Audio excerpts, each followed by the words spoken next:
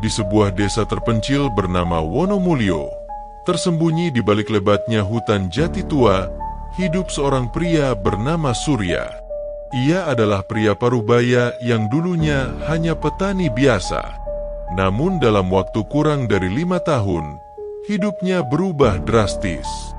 Dari gubuk reot di pinggir sawah, kini ia tinggal di rumah megah berlantai 2 dengan mobil mewah yang tiap minggu ganti model. Orang-orang desa mulai bertanya-tanya, dari mana datangnya kekayaan Surya? Ladangnya tak seberapa, dagangannya pun tidak ada. Namun uang seperti tak pernah habis mengalir di tangannya.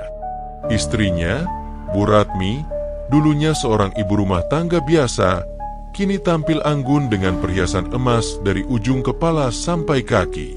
Anak mereka, Raka, bersekolah di luar negeri. Keluarga Surya kini dijuluki keluarga 7 turunan, karena dipercaya kekayaannya tak akan habis sampai 7 generasi.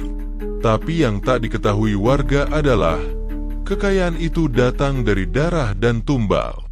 5 tahun lalu, saat Surya terdesak utang dan panen gagal berturut-turut, ia pergi ke hutan lebat yang dikenal sebagai Alas Kumitir. Orang-orang menyebutnya hutan angker, tempat makhluk halus berkumpul dan manusia bisa bertransaksi dengan jin untuk mendapatkan pesugihan. Malam itu hujan gerimis turun, petir menggelegar memecah kesunyian. Surya berjalan masuk ke tengah hutan, membawa kemenyan, ayam hitam, dan selembar kain kafan. Di bawah pohon beringin tua yang dikenal sebagai Watu Setan, Surya duduk bersila.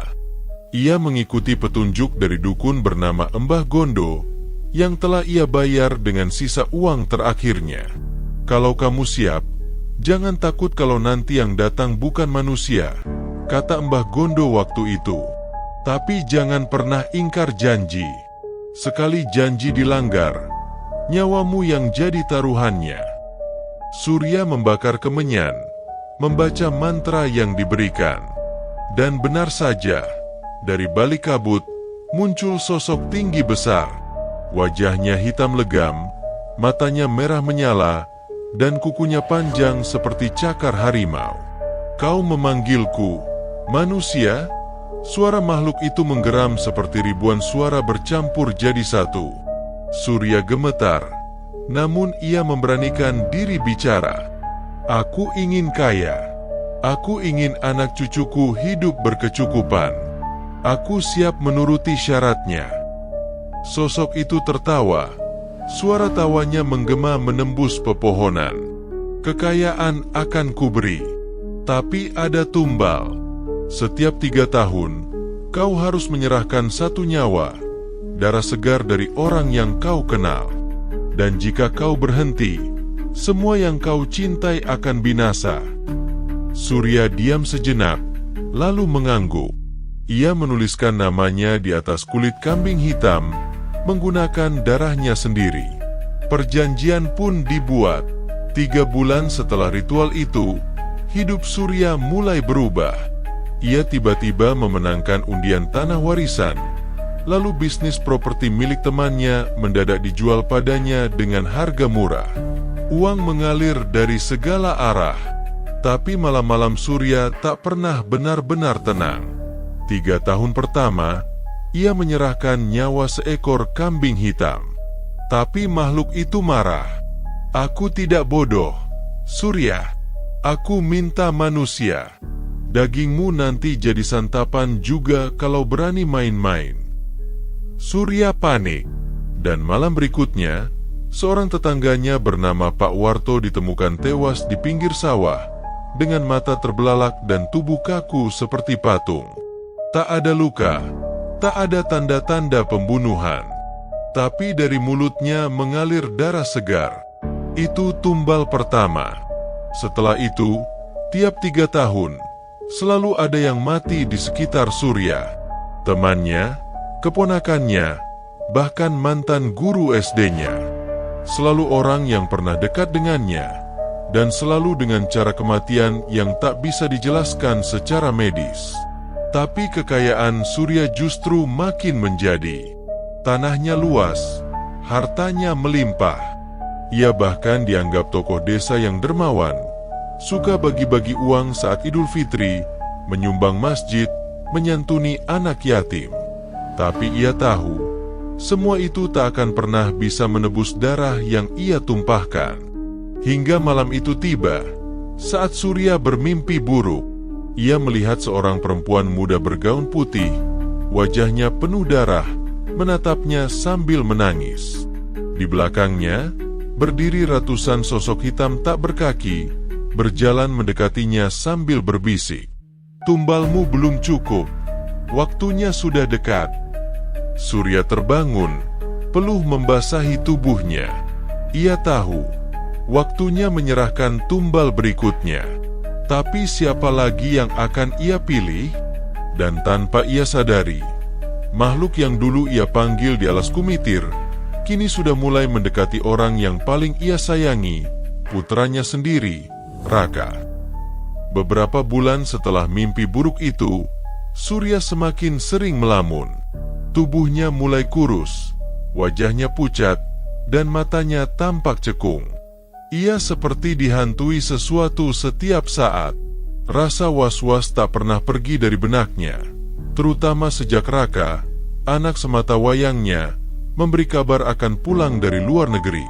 "Pak, Raka mau pulang minggu depan," kata Bu Ratmi dengan wajah cerah. Tapi wajah Surya justru berubah tegang. Ia tak menjawab apa-apa, hanya menunduk sambil menggenggam tangannya erat.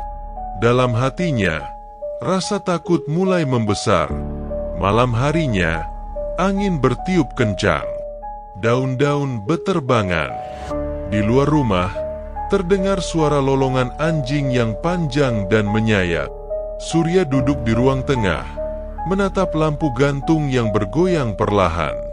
Ia teringat suara makhluk dari hutan alas kumitir 5 tahun lalu. "Jika kau tak menyerahkan tumbal, maka nyawa darah dagingmu yang akan kuambil." Dan kini, waktunya sudah sangat dekat.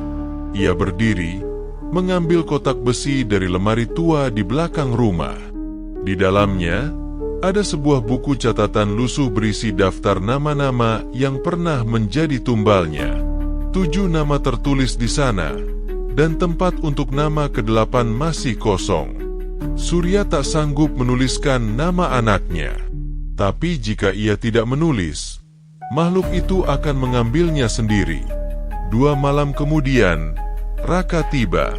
Ia disambut hangat oleh ibunya dan beberapa warga desa yang masih menghormati keluarga Surya. Namun Raka segera merasakan ada yang aneh di rumah itu.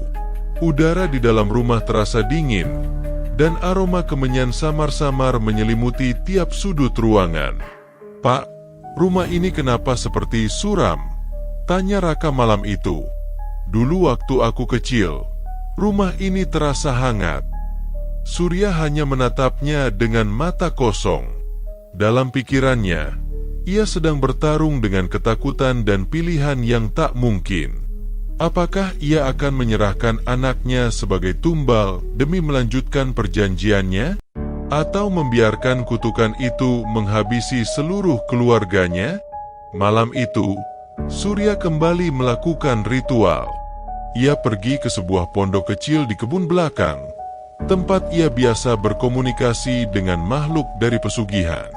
Ia menabur bunga 7 rupa, membakar kemenyan, dan membaca mantra dari buku pemberian Embah Gondo. Lalu kabut muncul. Sosok hitam kembali berdiri di hadapannya. Wajahnya tetap sama, gelap, tinggi, dan mengerikan. "Sudah waktunya, Surya. Darah harus ditumpahkan malam bulan mati. Jika tidak, semuanya akan hancur." Surya menangis. Untuk pertama kalinya, ia bersujud memohon pada makhluk itu. "Jangan anakku, ambil aku saja." Tapi makhluk itu tertawa.